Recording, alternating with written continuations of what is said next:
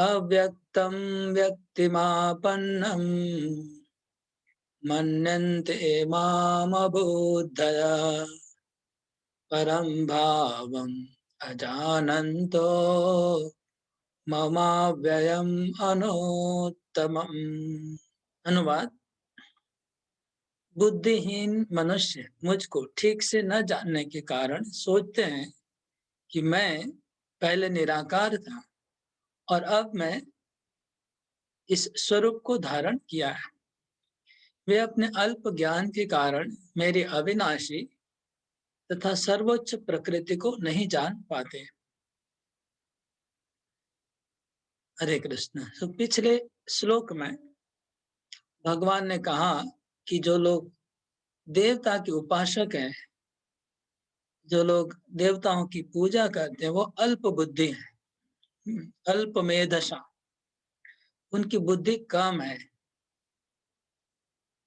बुद्धि कम है क्योंकि उनको जो मिलेगा वो टेम्पररी होगा।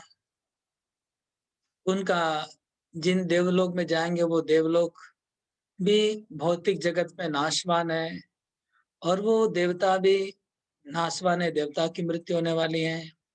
और वो जो देवता कुछ उनको दे रहे हैं वो वास्तव में भगवान दे रहे हैं। उनके प्रति, देवताओं के प्रति जो श्रद्धा उत्पन्न वो भी भगवान। सब कुछ ये सब कारण की वजह से उनको अल्प मेधा, अल्प बुद्धि कहा गया। अभी इस श्लोक में भगवान कहते हैं कि कुछ लोग ऐसे हैं जो सोचते हैं कि मैं पहले अव्यक्त था, मैं पहले अव्यक्त था। बुद्धिहीन मनुष्य सोचते हैं कि मैं पहले निराकार था। अव्यक्त मतलब निराकार था और अभी मैं आकार धारण किया है, स्वरूप को धारण किया है। ऐसे कुछ लोग सोचते हैं अल्प ज्ञान के कारण, ऐसा सोचते हैं। ये लोग को भगवान कहते हैं अबोधया, मतलब बुद्धिहीन, कि बुद्धि नहीं है। तो पिछले वाले लोग को अल्प बुद्धि कहा गया था, अल्प मेधशा, और इन लोगों को अबोधया, बुद्धिहीन कहा गया। बुद्धि नहीं है, ऐसा सोच रहे कि मैं पहले निराकार था अभी साकार हुआ। ये बुद्धि नहीं है इन लोग का। भगवान बोलते बुद्धि नहीं है। भगवान उनको थोड़ा नाराज ऐसा लग रहा है इनके प्रति, अबुद्ध है, बुद्धि नहीं है। या फिर भगवान सत्य बात करे, लोग बुद्धिहीन है। बुद्धिहीन है कि भगवान को थोड़ा समझने के लिए थोड़ा सा ब्रेन चाहिए, बुद्धि चाहिए, वो नहीं है उनके पास। ओके, ये लोग कौन है और क्या बोलते हैं वास्तव में, हम थोड़ा इसके ऊपर चर्चा करते हैं। ये लोग जो मायावादी हैं व निर्विशेषवादी हैं। मायावादी लोग सोचते हैं कि परम सत्य, पर ब्रह्म, वो निराकार है, वो निराकार है, निर्विशेष है, पर ब्रह्म। और उस निराकार निर्विशेष से भगवान जो अल्टीमेटली निराकार है, लेकिन उससे साकार रूप लेके वहां से अवतार होके पृथ्वी पे आते हैं। फिर वापस जाके वो जब उनका लीला खत्म होता है तो वही जो पर ब्रह्म, जो निराकार, जो साकार होके आया था, वापस निराकार हो गया। उनका कहना है कि पहले पर ब्रह्म निराकार रहता है एब्सोल्युटली, फिर साकार होके आता है, फिर निराकार में विलीन हो जाएगा। फिर आता है, जितने भी अवतार है भगवान के, सब अवतार निराकार से आ रहे हैं। निराकार से फिर साकार में, साकार बन के आते हैं, फिर वापस निराकार में मिल जा रहे हैं। ऐसा इनका कहना है। ये इनका, इसलिए वो कहते हैं कि सब देवता और भगवान एक ही है, क्योंकि अल्टीमेटली निराकार से ही सब साकार लेके, अल्टीमेटली सब परब्रह्म एक ही है, निर्विशेष निराकार। जो आप अलग अलग रूप देख रहे हैं वो अलग अलग समय में जरूरत पड़ने पर उन्होंने ऐसा रूप लिया, लेकिन ये सब रूप परमानेंट नहीं है। ये जो रूप और आप अलग अलग कैरेक्टर देख रहे हैं भगवान को, परमानेंट नहीं है, वो टेम्पररी भगवान ने, पर ब्रह्म ने ऐसा लीला किया, लेकिन परमानेंटली वो निराकार निर्विशेष है। ये इनका सिद्धांत है, ओके, मायावादियों का।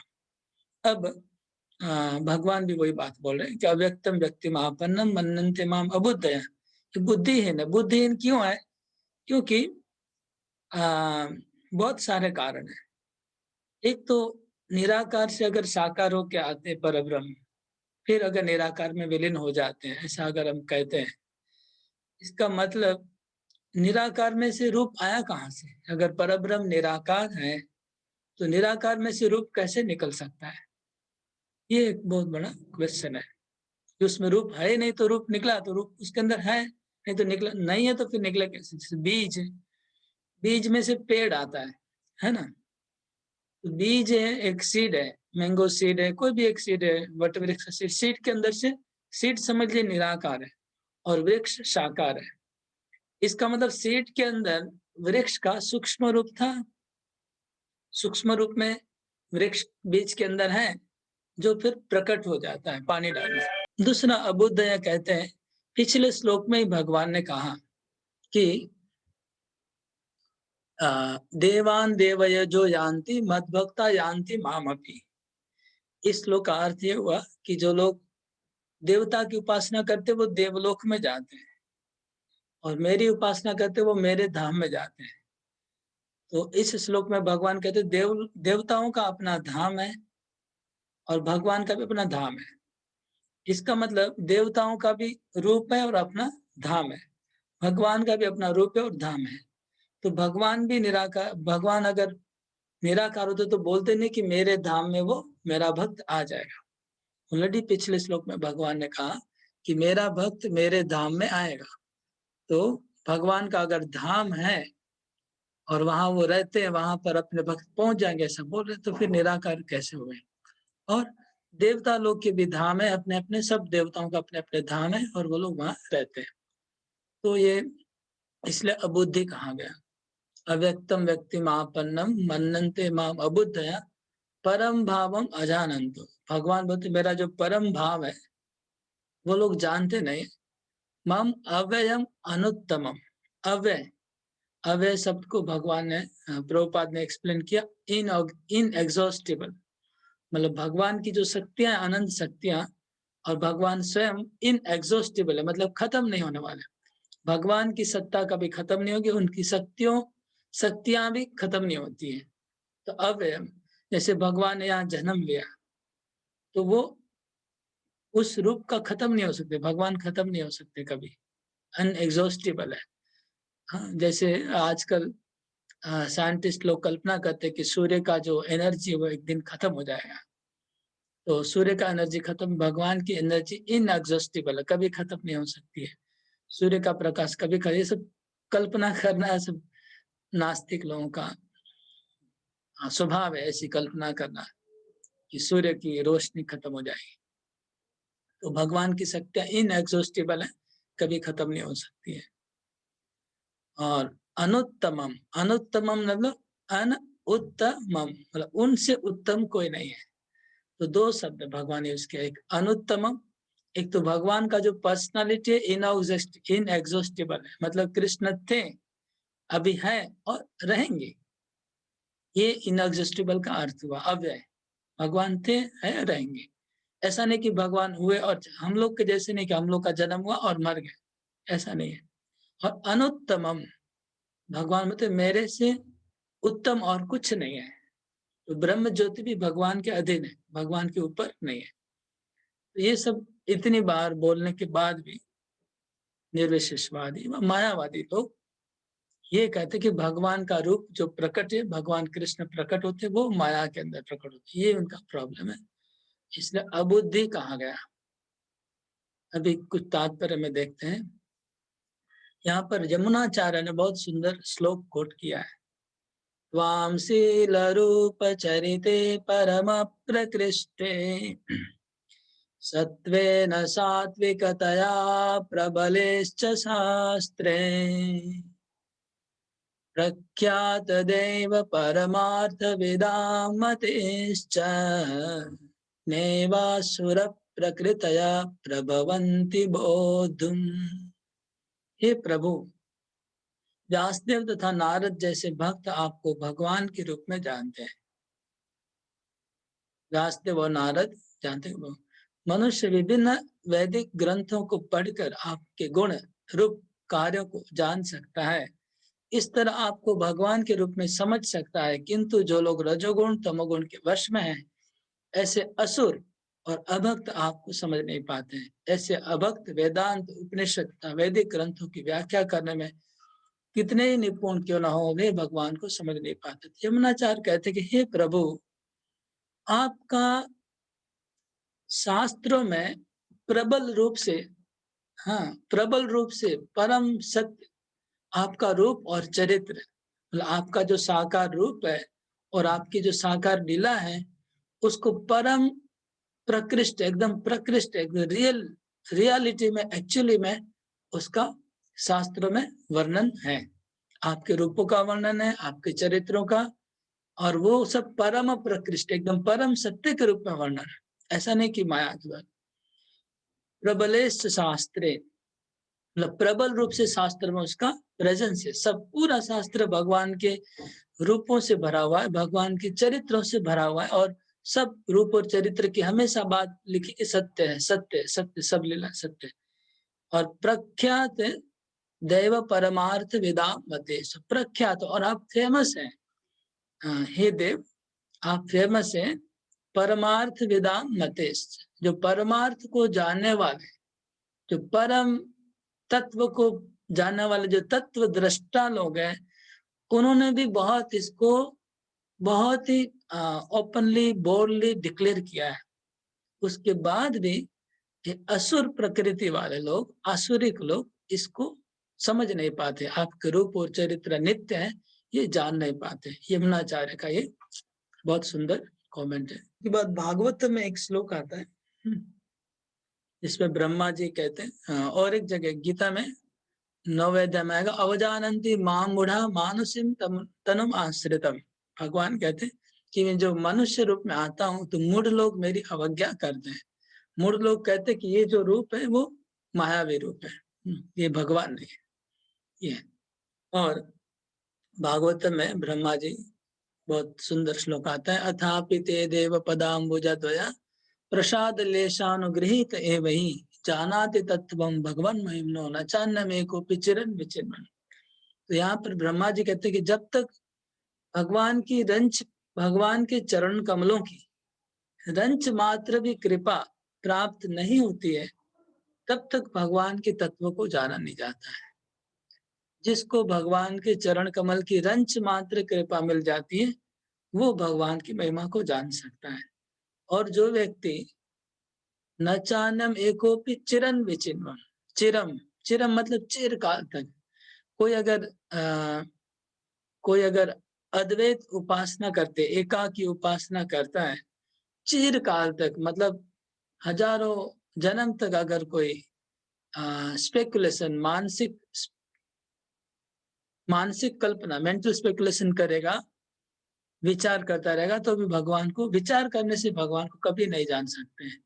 चाहे हजारों वर्ष, लाखों वर्ष विचार करते रहेंगे और स्पेकुलेशन करते रहेंगे, तो भगवान को नहीं, जब तक भगवान की कृपा नहीं होगी। तात्पर्य में आगे और एक बात है, अतः यह अद्वैतवादी तर्क की परम सत्य निर्विशेष है और रूप उनके ऊपर थोपा हुआ है, ये सत्य बात नहीं है। जो अद्वैतवादी कहते हैं, निर्विशेषवादी, निराकारवादी, मायावादी, की परम सत्य निर्विशेष है, परम एब्सोल्यूट ट्रुथ निर्विशेष है और रूप उनके ऊपर थोपा हुआ है, ये बात सत्य नहीं है। यहाँ पर स्पष्ट बताया गया है, भगवत गीता में कई बार भगवान ने अपना अस्तित्व को स्पष्ट बताया है।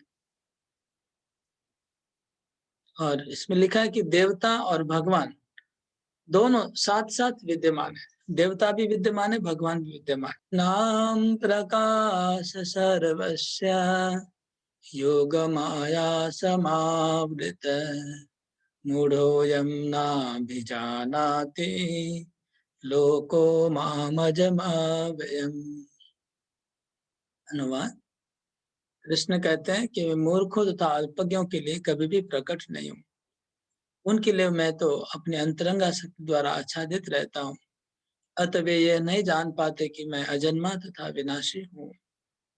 तो पिछले श्लोकों में कहा गया कि कुछ अल्प बुद्धि लोग हैं, वो देवता के पास जाते हैं, कुछ बुद्धिहीन लोग हैं जो मुझे निर्विशेष निराकार समझते हैं।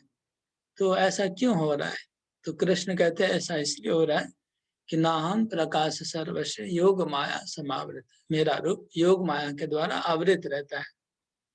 और जो मूढ़ोऽयं ना भी जानाति लोको माम अजम अव्ययम्, तो लोको मतलब लोग, जो मूर्ख लोग हैं, मूर्ख लोग हैं, वो मुझे नहीं समझ पाते हैं कि मैं अजन्मा हूँ और अव्यय हूँ। मेरी इस स्वभाव को, मेरी इस प्रकृति को वो लोग नहीं जान पाते हैं कि मैं अजन्मा हूँ और अव्यय हूँ, अविनाशी हूँ। ये मूर्ख लोग मुझे जान नहीं पाते हैं।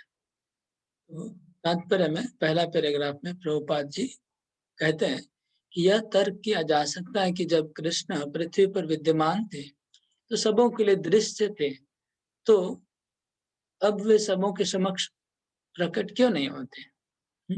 प्रश्न ये है कि कृष्ण जब पृथ्वी पर विद्यमान थे, जब पृथ्वी पर कृष्ण थे, उस समय सब लोग कृष्ण को देख पा रहे थे, लेकिन अभी हम कृष्ण को क्यों नहीं देख पा रहे हैं? आज के डेट में अभी हम देखना चाहेंगे तो क्यों नहीं देख पाते हैं? ये प्रश्न है। इस प्रश्न का उत्तर फिर आगे कहते हैं प्रभुपाद, किंतु वास्तव में हर एक के समक्ष प्रकट नहीं थे। तो प्रभुपाद कहते हैं कि उस समय भी, उस जमाने में जब कृष्ण पृथ्वी पे विद्यमान थे, उस समय भी सबके समक्ष कृष्ण प्रकट नहीं थे। जब कृष्ण विद्यमान थे तो उन्हें भगवान रूप में समझने वाले थोड़े ही थे। जब कृष्ण पृथ्वी पे विद्यमान थे तो सब लोग ये नहीं जान पाए कि कृष्ण भगवान है। भगवान रूप में वो लोग नहीं समझ रहे थे। जब कुरु सभा में शिशुपाल ने कृष्ण के समाध्यक्ष चुने जाने पर विरोध किया तो भीष्म ने कृष्ण का समर्थन किया और उन्हें परमेश्वर घोषित किया। जब कुरुओं की सभा हुई थी, उस सभा में एक अग्र पूजा होने वाली थी। अग्र पूजा में सबने मिलकर कृष्ण को चुना था अग्र पूजा के लिए, और शिशुपाल ने उसका घोर विरोध किया। तब भीष्म पिता ने समर्थन किया था कि नहीं, कृष्ण परमेश्वर भगवान है, उनकी अग्र पूजा होनी चाहिए। इसलिए पता चल रहा है कि भीष्म पितामह अच्छी तरह जानते थे कि कृष्ण भगवान है, और पांडव लोग भी जानते थे कृष्ण भगवान है। कुछ अन्य लोग भी जानते थे, लेकिन सब लोग नहीं जानते थे। अभक्त तथा सामान्य व्यक्ति के लिए प्रकट नहीं थे। जो नॉन डिवोटी थे, अभक्त थे, उनके सामने भगवान प्रकट नहीं थे, और जो साधारण लोग थे उनके सामने प्रकट नहीं थे। उस रूप में भक्तों के सामने प्रकट थे। जैसे कि हम देखते कि दुर्योधन को कृष्ण ने एक विश्व रूप का दर्शन करवाया। तो विश्व रूप देखने के बाद भी दुर्योधन के दिमाग में ये नहीं आया कि कृष्ण भगवान है। सोचिए, वो क्या बोला कि ये बहुत छलिया है, जादूगर है, इसको रस्सी से बांध दो। सोचिए, विश्वरूप को, विश्वरूप दर्शन करने के बाद उस विश्वरूप को रस्सी से बांधने का प्रयास कर रहा है, तो उनका बुद्धि कैसा है? मतलब भगवान अगर प्रकट हो भी जाए किसी के सामने तो भी काम होने वाला नहीं है अगर उसके पास भक्ति नहीं है। भक्ति के बिना भगवान अगर पूरा प्रकट कर दे फिर भी कोई देख नहीं पाएगा उनको। स्पष्ट है दुर्योधन के इस लीला में। तो भक्तों की कृपा के बिना भक्ति नहीं होती, और भक्ति के बिना कृष्ण को समझा नहीं जाता है। तो इसलिए भगवता में कृष्ण कहते हैं कि उनके विशुद्ध भक्तों के अतिरिक्त अन्य सारे लोग उन्हें अपनी तरह समझते हैं। तो केवल जो भगवान के शुद्ध भक्त हैं, प्योर डिवोटी, वो ही कृष्ण को जैसे है वैसे समझते हैं। बाकी लोग अपने दिमाग से भगवान को समझते हैं। वे अपने भक्तों के समक्ष आनंद के सागर रूप में प्रकट होते हैं। भक्तों के समक्ष कृष्ण आनंद के सागर के रूप में प्रकट होते हैं। तो अन्यों के लिए, अल्पज्ञों के लिए वो आच्छादित रहते हैं। अल्पज्ञों के लिए, मूर्ख लोगों के लिए भगवान अपने आनंद सागर के रूप में प्रकट नहीं होते, वो उनके आच्छादित रहते हैं। ये जो आवरण है भगवान का, ये आवरण क्या है? इस आवरण के बारे में प्रभुपाद ने 3 अलग-अलग उदाहरण कोट किया। एक कुंती महारानी की प्रार्थना से। कुंती महारानी कुंती की प्रेयर भागवत में पहला स्कंद में 8वां अध्याय में 19 नंबर श्लोक में कुंती महारानी कहती है कि माया जवनिका आच्छन्नम अज्ञादोक्षजम अभयम न लक्ष्य से मूढ़ दृशा नटो नाट्य धरो यथा। तो कुंती महारानी कहते हैं जवनिका, जवनिका मतलब होता है पर्दा। जब आप अगर कभी ड्रामा व नाटक देखने गए होंगे तो नाटक स्टार्ट होने के पहले एक पर्दा होता है, एंड में एक पर्दा गिरता है, एक पर्दा गिरता है, उसको जवनिका कहते हैं, पर्दे को। तो माया रूपी पर्दा के द्वारा सब जीव आच्छादित हैं। माया जवनिका आच्छन्न, भगवान भी अपने आप को उस पर्दे के पीछे रखते हैं, माया के पर्दे के पीछे रखते हैं और सब लोग उनको देख नहीं पाते। जैसे नटो नाट्य धरो था, जिस प्रकार जो एक्टर होता है, एक्टिंग करता है, उसका असली रूप कोई जान नहीं पाता, इसी प्रकार भगवान का असली रूप कोई नहीं जानते। उनको वो जो ड्रामा में जो एक्टिंग हो रहा है वही वो लोग देख रहे हैं, लेकिन उनका असली स्वरूप नहीं है। ये कुंती महारानी का पहला उदाहरण है, किस प्रकार भगवान अपने को अच्छा दे रखते हैं। दूसरा उदाहरण ईशोपनिषद का मंत्र 15, हिरण्मयेन पात्रेण सत्यस्यापि हितं मुखं तत्त्वं पुषन् अपावृणो सत्य धर्माय दृष्टये।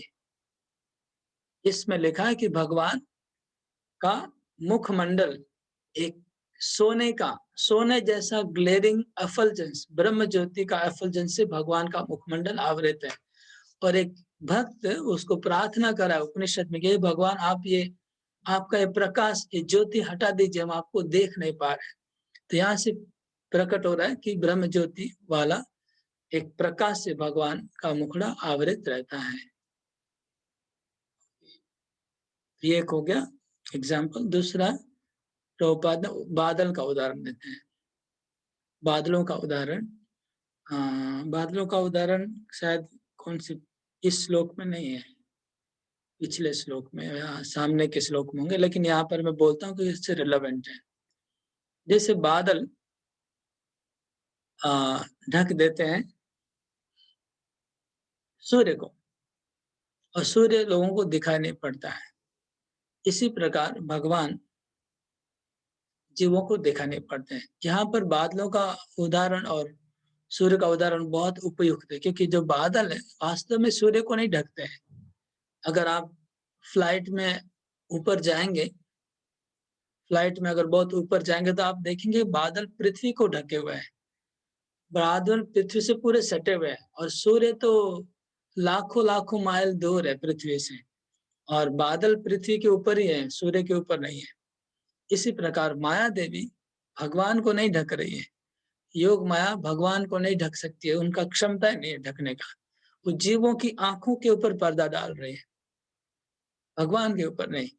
इस प्रकार जीवों के आंखों के ऊपर माया का पर्दा लगा हुआ है, योग माया का और जो भी माया का, और वो लोग भगवान को देख नहीं पा रहे हैं। जैसे मतलब इस तरह से लोग, भगवान कहते कि मैं इस लोक में आता हूँ तो मुझे लोग समझ नहीं पाते, मुझे देख नहीं पाते। नाहम प्रकाश सर्वस्व योग माया समावृत। मैं योग माया के द्वारा अपनी अंतरंगा शक्ति में लीलाएं करता हूँ, और वो लोग बहिरंगा शक्ति में रहने की वजह से इल्यूजरी नजर में है, इसलिए वो लोग मुझे जान नहीं पा रहे हैं।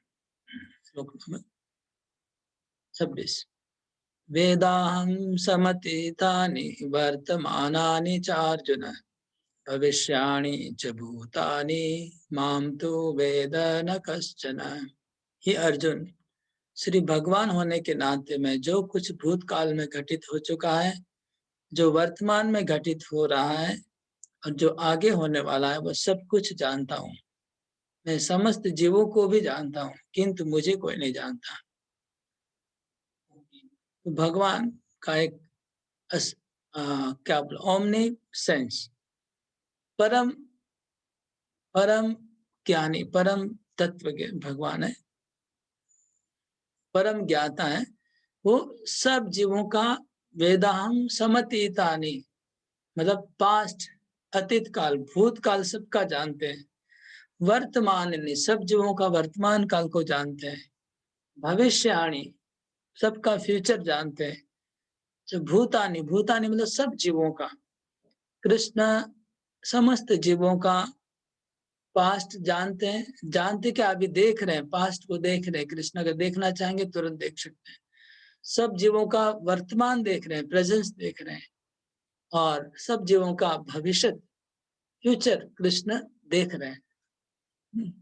लेकिन कृष्ण बोलते मुझे कोई नहीं देख सकता है, मुझे कोई नहीं जानता है, मैं सबका जानता हूँ, पास्ट प्रेजेंट फ्यूचर, मुझे कोई नहीं जानता है।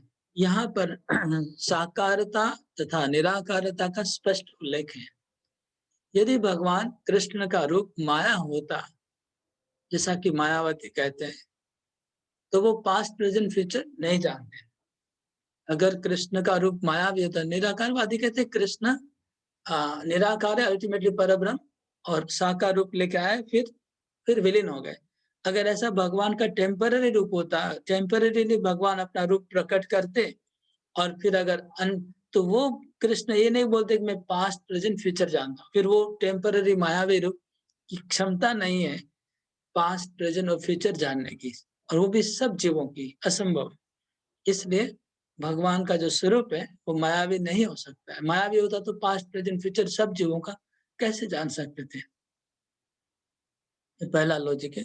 तो पिछले श्लोक से इसका ये कनेक्शन है कि पिछले श्लोक में भगवान ने कहा कि मेरा स्वरूप अव्यक्त नहीं है, मैं साकार हूँ, सविशेष हूँ, और मूढ़ लोग मुझे जानते नहीं है। मैं सब जीवों का पास्ट प्रेजेंट फ्यूचर जानता हूँ। ओके, इसमें वो बादल का उदाहरण इस तात्पर्य में दिया हुआ है, लेकिन ये रिलेवेंट है पिछले श्लोक से, योग माया समावृत। भगवान जो कहते हैं कि मैं योग माया के द्वारा आवृत हूँ, वो यहाँ पर एक्सप्लेन किया है। किस प्रकार योग माया से आवृत है, बादलों का उदाहरण दिया हुआ है। लोग क्यों उनको नहीं जान पाते, बादलों का उदाहरण दिया हुआ है। अगला श्लोक 27। इच्छा द्वेष समुत्थेन द्वंद्व मोहेन भारत सर्वभूतानि सम्मोहं सर्गे यान्ति परम तपा। हे भरतवंशी, हे शत्रु विजेता, समस्त जीव जन्म लेकर इच्छा तथा घृणा से उत्पन्न द्वंद्वों से मोहग्रस्त होकर मोह को प्राप्त होते हैं। जितने भी जीव हैं इस भौतिक जगत में, सब जीव इच्छा और द्वेष, दो द्वंद्व के द्वारा मोहित रहते हैं। इच्छा रूपी, इच्छा से मोहित है और द्वेष से मोहित है, दोनों से। और जब तक इच्छा और द्वेष से मोहित रहेंगे तब तक हम लोग बॉडीली कॉन्सेप्शन में रहेंगे, तब तक हम लोग शरीर से बाहर नहीं निकल सकते हैं बॉडीली कॉन्शियस से, और हमको आध्यात्मिक ज्ञान का अभाव है, और तब तक हम अपने आप को भी नहीं जान सकते और भगवान को भी नहीं जान सकते हैं। जब तक हम इच्छा और द्वेष में फंसे रहेंगे तब तक अपने आप को नहीं जानना संभव नहीं है, भगवान को भी जानना संभव नहीं है। भगवान इस श्लोक में यही करे, इच्छा और द्वेष। यहाँ पर और एक कनेक्शन दिख रहा हमको इच्छा और द्वेष का। जो देवता की पूजा करने वाले हैं वो इच्छा वाले, मटेरियल डिजायर है उनका, बहुत भौतिक इच्छाओं से भरे हुए। और जो द्वेष है, जो निर्विशेषवादी मायावादी, वो द्वेष से भरे हुए। उनको द्वेष है इस जगत से, उनको द्वेष है भगवान से। भगवान से साकार रूप से उनको द्वेष हो गया है, और भगवान के इस जगत से भी द्वेष हो गया, इसलिए वो बहुत ब्रह्म सत्य जगत मिथ्या। तो ये द्वेष से भरे हुए और वो इच्छा से भरे हुए, दोनों एक ही चीज है। द्वेष और इच्छा एक ही कॉइन के दो साइड है। एक कॉइन का एक तरफ इच्छा है, जितना मात्रा में किसी की इच्छा होती है उतनी मात्रा में द्वेष होता है, और जितना मात्रा में द्वेष है उतनी मात्रा में इच्छा भी रहती है अंदर में। तो इच्छा और द्वेष, ये जो द्वंद है, द्वंद मतलब डुअलिटी, ये डुअलिटी है। इस डुअलिटी में जब तक फंसे रहेंगे तब तक हम सेल्फ रियलाइजेशन नहीं हुआ है, हमारा भगवत उपलब्धि नहीं हुआ है, ये प्रमाण है। तो ये जो डुअलिटी है, इच्छा और द्वेष, इससे, ये डुअलिटी से बाहर निकलना चाहिए। तो कोई भी चीज का मैं इच्छा कर रहे हैं वो भी प्रॉब्लम है, और द्वेष कर रहे हैं वो प्रॉब्लम है। हमको चीजों की इच्छा भी बहुत नहीं करनी चाहिए और द्वेष भी नहीं करना चाहिए किसी को। दोनों से बचना चाहिए। कैसे इच्छा से बचेंगे? क्योंकि ये चीज भगवान की है, सब कुछ भगवान का है, सब कुछ भगवान की सेवा में लगना चाहिए, हमारे भोग के लिए नहीं। ये इच्छा से मुक्त होने का उपाय है, और द्वेष से मुक्त होने का उपाय भी यही है, क्योंकि भगवान की चीज है। अगर हमारे भोग में नहीं भी आ रही है, लेकिन द्वेष नहीं करना है, क्योंकि भगवान इसको भोग सकते हैं, इसलिए द्वेष नहीं करना है। तो इच्छा और द्वेष, ये दो चीजों से मुक्त हुए बिना हम सेल्फ रियलाइज नहीं कर सकते हैं। इसलिए मोहित है सब। सर्वभूतानि सम्मोहम सर्गे यान्ति परम तपा। भौतिक जगत में सब जीव इस दोनों मोह से बंधे हुए हैं, इन रस्सी से। तो पूरा अध्याय बहुत संक्षेप में अगर हम देखेंगे तो पहले भगवान ने अपना तत्व को एस्टैब्लिश किया कि भगवान सुप्रीम है। उसके बाद जो लोग भगवान के शरणागत नहीं होते हैं, वो क्या-क्या करते हैं? देवता का पूजा। एक कैटेगरी का देवताओं की पूजा, दूसरी कैटेगरी निर्विशेषवादी, मायावादी। जो कुछ लोग देवताओं की पूजा कर रहे हैं, कुछ लोग मायावाद में, निर्विशेष में फँस जा रहे हैं। ये 2 चीज़ को कंटिन्यू हुआ और इस श्लोक में दोनों का बोल रहे हैं कि इच्छा वाले और द्वेष वाले दोनों भगवान को जान नहीं पाते क्योंकि वो मोहित रहते हैं। जैसे कि प्रभुपाद कहते हैं, इस इच्छा तथा घृणा के कारण मनुष्य परमेश्वर से तदाकार होना चाहता है और भगवान के रूप में कृष्ण से ईर्ष्या करता है। ये जो निराकारवादी होते हैं, प्रभुपाद कहते हैं कि कृष्ण से ईर्ष्या करते हैं और कृष्ण से ईर्ष्या करके क्या करना चाहते हैं? वो ब्रह्म में विलीन होना चाहते हैं। ये बात इच्छा द्वेष की बात इसमें दी हुई है। अगला श्लोक, येषां त्वन्तगतं पापं जनानां पुण्यकर्मणां ये द्वन्द्वमोहनिर्मुक्ता भजन्ते मां दृढ़व्रता। जिन मनुष्यों ने पूर्व जन्मों में तथा इस जन्म में पुण्य कर्म किए हैं और जिनके पाप कर्मों का पूर्णतया उच्छेदन हो चुका है, ये मोह के द्वंद से मुक्त हो जाते हैं और वे संकल्प पूर्वक मेरी सेवा में तत्पर होते हैं। ये अभी धीरे-धीरे अध्याय का कंक्लूजन हो रहा है। अध्याय समाप्त हो रहा है तो कंक्लूजन की ओर जा रहे हैं। कंक्लूजन में क्या हो रहा है?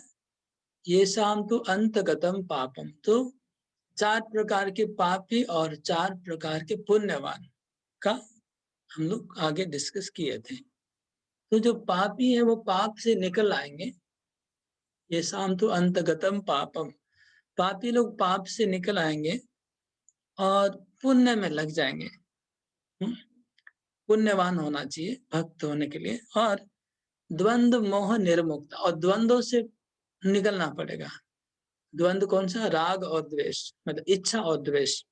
और इच्छा और द्वेष से निकल जाते हैं वो लोग भगवान की भक्ति में लग सकते हैं। भजन्ते माम दृढ़व्रता। तो इस अध्याय में भगवान कंक्लूड कर रहे हैं कि कौन उनकी भक्ति करेंगे। भगवान की भक्ति कौन करता है? जो अभी तक जो कुछ बताया गया उसका कंक्लूजन की तरफ जा रहे हैं। शायद कंक्लूजन ही आ गया कि जो पापी थे 4 प्रकार, उनको पाप से मुक्त होना होगा। मूढ़ा, नराधम, माया, परित्याग और आसुरा, वो लोग पापी है, दुष्कृति है, उनको पापों से निकलना है। और जो पुण्यवान है, आर्त अर्थात जिज्ञासु ज्ञानी, पुण्यवान बन के पुण्यवान को भी और इच्छा और द्वेष से मुक्त होना पड़ेगा। इच्छाओं से और द्वेषों से मुक्त होना पड़ेगा, इस मोह द्वंद से और मोह से मुक्त होना पड़ेगा, तो वो लोग मेरी भक्ति कर पाएंगे। भजन्ते माम दृढ़व्रता, वो दृढ़ता पूर्वक कर पाएंगे। हाँ, बाकी लोग दृढ़ता पूर्वक नहीं करेंगे। अगर पुण्यवान है तो भक्ति कर लेंगे, लेकिन बाद में बैकआउट होगा, बाउंस हो जाएंगे। जब उनकी इच्छा पूरी हो जाएगी तो भाग जाएंगे। या द्वेष होगा तो मायावाद में चले जाएंगे। तो ज्ञानी का प्रॉब्लम है, हो सकता है वो मायावाद में चले जाएं, और जो जिज्ञासु, अर्थार्थी और आर्त है, ये लोग हो सकता है कि अपना इच्छा पूर्ण से वापस चले जाएं भौतिक जगत में। इसलिए दृढ़ता से पूर्वक वही भक्ति कर पाएंगे जो द्वंद से मुक्त हो जाएंगे, इच्छा और द्वेष से। इस श्लोक में प्रभुपाद कहते हैं कि ये सभी संभव होगा शुद्ध भक्तों की संगति से। शुद्ध भक्तों की संगति में कृष्ण भावना अंतर्गत ऐसी पद की प्राप्ति संभव है। ऐसा पद की प्राप्ति करना कि पापों से बाहर निकल जाएंगे, पुण्यवान बनेंगे और इच्छा द्वेष से मुक्त हो जाएंगे, ये तभी संभव होगा शुद्ध भक्तों के संगति के द्वारा।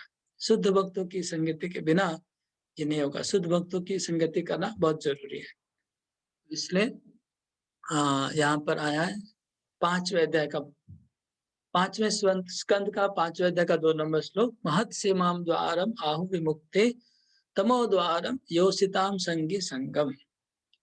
शुद्ध भक्तों की सेवा करने से मुक्ति का द्वार खुल जाता है और जो भौतिकवादियों का संग करने से नरक का रास्ता खुल जाता है।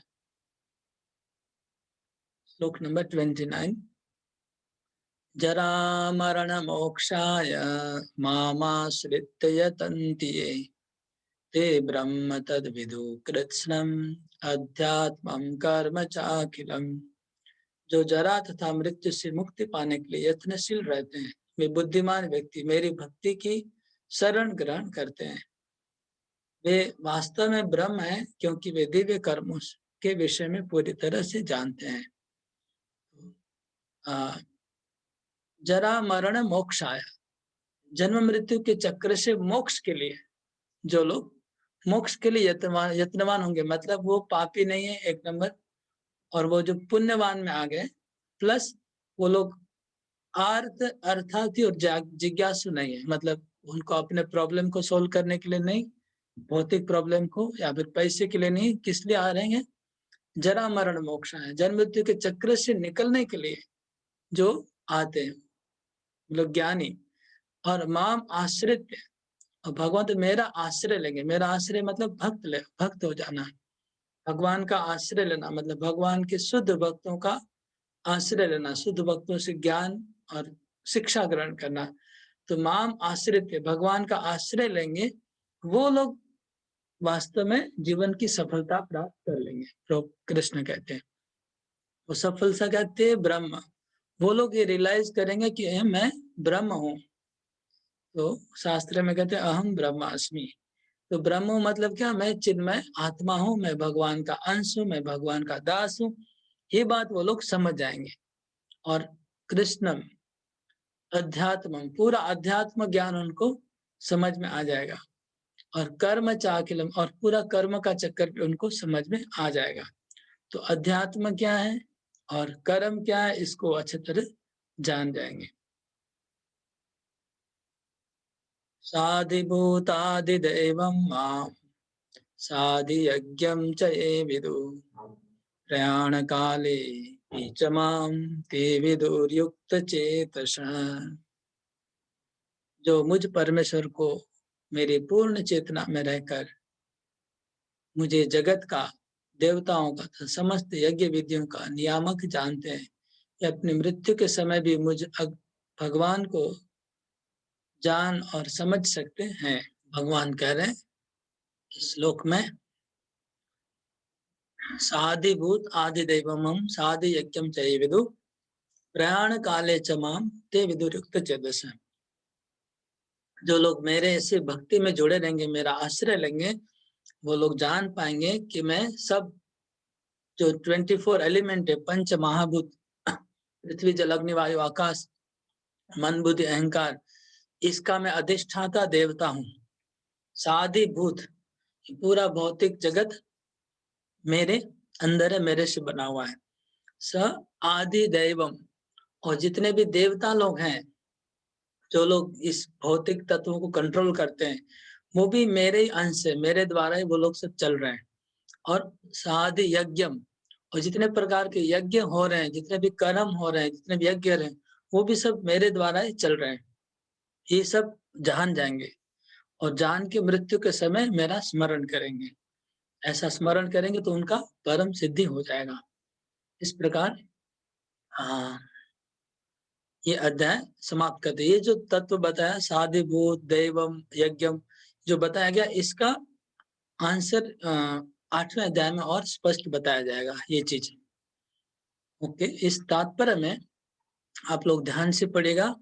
जैसे मैं हमेशा कहता हूँ कि प्रभुपाद पहले श्लोक में अध्याय का इंट्रोडक्शन कर देते हैं, उसका समरी कर देते हैं, ओवरव्यू कर देते हैं, और लास्ट श्लोक में परपोर्ट में भी करते हैं। इसी प्रकार इस तात्पर्य के अंदर भी प्रभुपाद जी ने पूरे अध्याय का जिस्ट बता दिया है, पूरे अध्याय का सार एक पैराग्राफ में बता दिया है। आप लोग पढ़ के खुद समझ पाएंगे कैसे कैसे प्रभुपाद ने अध्याय को समराइज किया है। तो आप लोग पढ़ लीजिए उसको और समझ लीजिए।